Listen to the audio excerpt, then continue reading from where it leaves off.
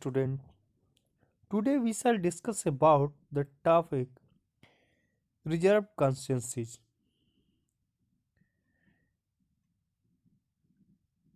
Reserve constituencies का मतलब क्या होता है? रिजर्व कॉन्स्टिट्यूंसीज का मतलब होता है आरक्षित निर्वाचन क्षेत्र। हमारा जो कॉन्स्टिट्यूशन है उसमें प्रत्येक नागरिक को अपना रिप्रेजेंटेटिव या अपना कैंडिडेट चुनने और कैंडिडेट को रिप्रेजेंटेटिव यानी एमपी और एमएलए बनाने का अधिकार देता है, या फिर जो है मेंबर बनाने, लोकल लेवल पे बात करें तो मेंबर बनाने का अधिकार देता है।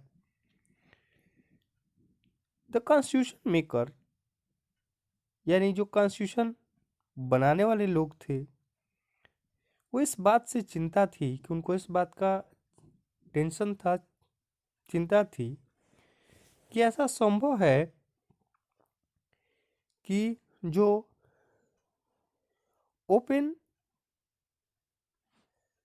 ओपन इलेक्शन कंपटीशन है यानी खुला चुनावी जो मुकाबला है उसमें ऐसा हो कि जो कमज़ोर ग्रुप है वो लोग लोकसभा या विधानसभा के इलेक्शंस में कैंडिडेट ही ना बन पाए, या कैंडिडेट बने तो जीत ना पाए।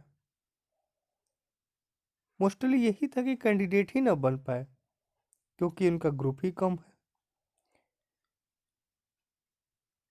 ऐसा इसलिए हो सकता है कि पॉसिबिलिटी है कि उनके पास जो है इलेक्शन लड़ने के और जीतने के लिए जो ज़रूरी रिसोर्सेज होते हैं, एजुकेशन होते हैं, एजुकेशन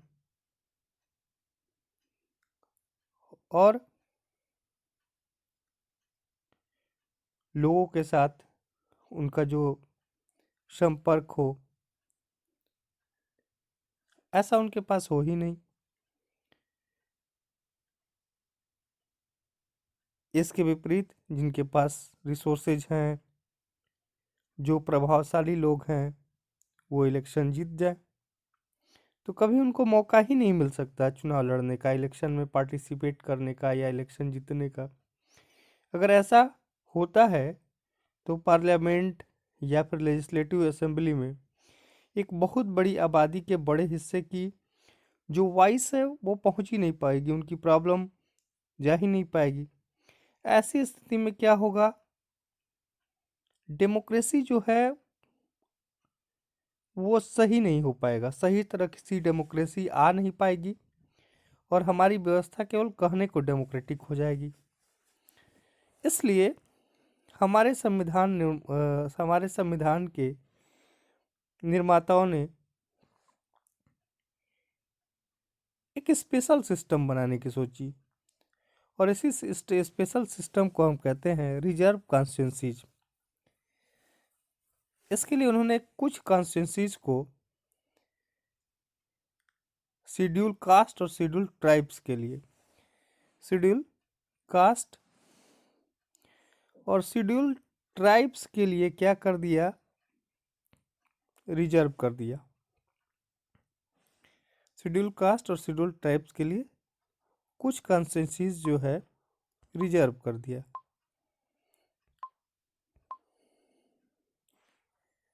यानी उन जगहों पर केवल शेड्यूल कास्ट के लोग ही या शेड्यूल ट्राइब्स के लोग ही इलेक्शन लड़ सकते हैं, लेकिन ये मूवेबल रखा कि यहाँ से इस बार यहाँ होगा तो अगली बार वहाँ होगा। इस समय अगर देखें तो लोकसभा में इसको जो है आप टिक लगा लीजिएगा, लोकसभा में 84 सीट शेड्यूल कास्ट के लिए और 47 सीट जो है आदिवासी समूह यानी शेड्यूल ट्राइब्स के लिए रिजर्व है। ये जो है 26 जनवरी 2019 के जो स्थिति है भारत में इन इन शेड्यूल कास्ट या शेड्यूल ट्राइब्स की, उसके जो है रेशियो में किया गया है। तो इसे याद कर लीजिएगा, क्योंकि पूछता है कि how many seat are reserve for schedule caste और schedule tribes in Lok Sabha election या in Lok Sabha according to 26 January 2019। तो ये सिस्टम रिजर्वेशन का स्टार्ट हुआ। इसमें जो वीकर सेक्शन के लोग हैं उनको भी जो है एक तरह से कैंडिडेट बनने और इलेक्शन लड़ने और जीतने का मौका मिलना शुरू हो गया। ये स्थिति बाद में लोकल लेवल पे भी की गई और लोकल लेवल में की गई और रूरल यानी पंचायत इलेक्शन और अर्बन यानी म्यूनिसिपैलिटी कॉरपोरेशन में भी यह इस व्यवस्था को लागू किया गया। बाद में ओबीसी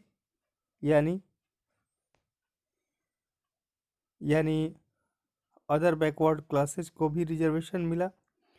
और सबसे जो ज़रूरी चीज़ था, जो हमेशा जो है बड़े एग्जाम्स में भी पूछता है, वो ये कि बाद में जो है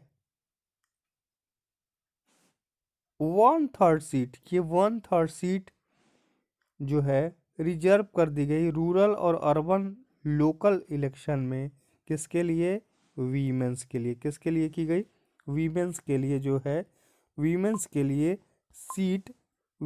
लिए सीट लोकल इलेक्शन में क्या कर दी गई? रिजर्व कर दी गई। तो ये लाइन जरूर पूछता है कि 1/3 सीट जो है वीमेन के लिए किस इलेक्शन में की गई? तो लोकल लेवल के इलेक्शन में उनको 1/3 सीट रिजर्व कर दी गई। ये बहुत ही इंपॉर्टेंट क्वेश्चन है।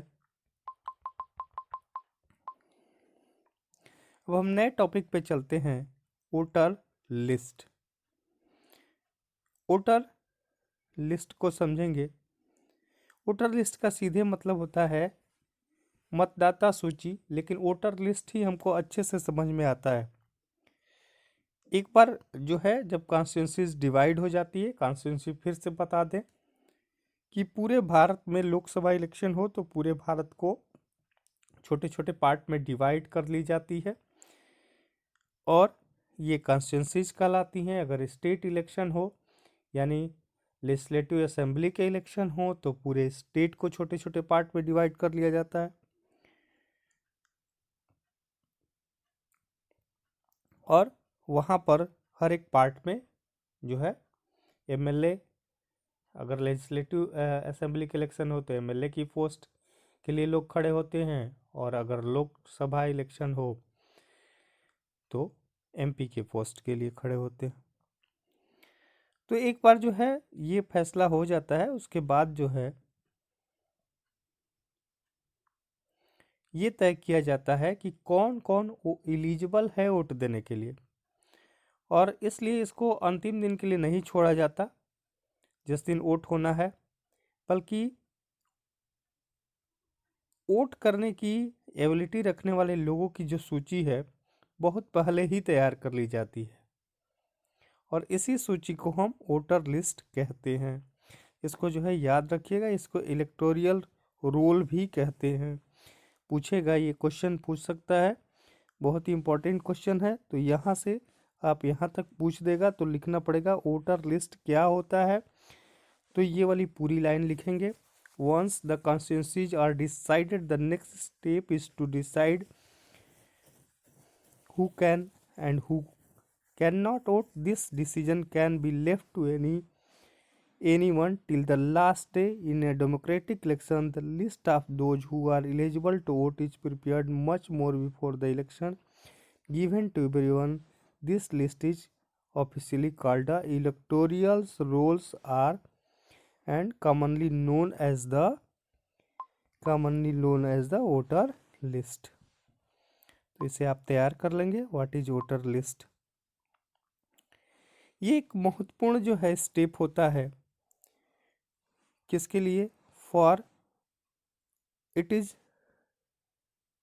Link to the first condition of democratic election, क्योंकि ये पहला कंडीशन होता है, पहला स्टेप होता है डेमोक्रेटिक इलेक्शन के लिए। और इससे ये तय हो जाता है कि सबको समान अवसर मिलेगा। पहले हमारे यहाँ यूनिवर्सल एडल्ट फ्रेंचाइजी थी, जिसका मतलब होता था कि सारे लोगों को वोट करने का, जितने भी एडल्ट हैं उनको वोट करने का अधिकार होगा, और हर एक का वोट की वैल्यू भी समान होगी। जब तक किसी कोई ठोस कारण न हो, किसी को वोट से वंचित नहीं किया जा सकता। और यह जो है अलग अलग जो है सिटीजन्स के लिए अलग अलग है। कोई अमीर है, कोई गरीब है, कोई पढ़ा लिखा है, कोई एकदम अशिक्षित है, कोई दयालु है तो कोई नहीं है। हर कोई इंसान तो है, और हर हर को वोट देने की ज़रूरत है, और हर को जो है वोट देने से रोका भी नहीं जा सकता, और उनकी वैल्यू भी इसीलिए समान रखी जाती है। जो सबसे ज़्यादा इम्पोर्टेंट जो हो जाता है आपका, वो ये है कि हमारे देश में वोटिंग की एलिजिबिलिटी क्या है। तो हमारे देश में इसको नोट कर लेंगे। हमारे देश में वोटर्स की एलिजिबिलिटी है 18 ईयर्स। कितना है? 18 ईयर्स। इसको याद कर लेंगे और टिक लगा लेंगे। In our country the citizen age 18 years and above can vote in a elections. हमारे देश में 18 साल या उससे अधिक उम्र के लोगों को वोट देने का अधिकार है। इसमें किसी तरह का उसकी जाति, कास्ट, रिलीजन, जेंडर के आधार पे कोई भेदभाव नहीं किया जा सकता। चाहे जो भी हो इनका, उन्हें वोट देने का अधिकार है। कुछ जो है किसको जो है वोट नहीं देना चाहते, some criminals and person with unsound mind, जो बहुत ज़्यादा क्रिमिनल हैं या फिर जो है अनसाउंड माइंड है, यानी जिनको जो है दिमागी हालत ठीक नहीं है, उनको इस स्थिति में जो है वोट देने से रोका जाता है। मगर यहाँ पर भी जो है कुछ रेयर सिचुएशन में ही उनको वोट देने से रोका जा सकता है। एक बार वोटर लिस्ट बनती है तो हर इलेक्शन में जो है इस वोटर लिस्ट में चेंज होते हैं, क्योंकि बहुत लोग जो है मर जाते हैं अगले इलेक्शन तक, और 5 वर्ष में बहुत लोग मर भी जाते हैं, और बहुत लोग जो है 18 साल के हो भी जाते हैं। तो हर साल जो है इनको चेंज किया जाता है। जो वोटर लिस्ट में आते हैं उनकी जो है एक आईडी बनती है, और इस आईडी को हम कहते हैं, नोट डाउन कर लेंगे, ईपिक। ईपिक फुल फॉर्म पूछता है election photo identity card.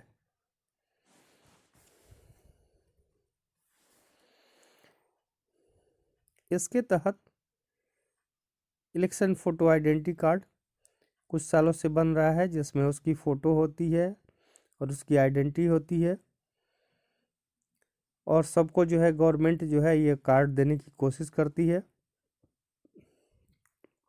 Vote देने के समय वोटर आईडी के साथ इसको भी ले जाना आवश्यक होता है, ताकि आपकी वोट कोई और न देख सके। पर वोटिंग के लिए यह कार्ड अभी तक अनिवार्य नहीं हुआ है। वोट देने के लिए वोटर राशन कार्ड या ड्राइविंग लाइसेंस जैसे भी आईडी दिखा सकते हैं। तो ये आपका हो गया वोटर लिस्ट को आपने आज समझा, और आपने समझा reserve constituencies. Tomorrow we shall discuss about the topic nomination of candidate. कल हम नॉमिनेशन ऑफ कैंडिडेट टॉपिक को समझेंगे। Till then, thank you, have a nice day, stay your home, be safe.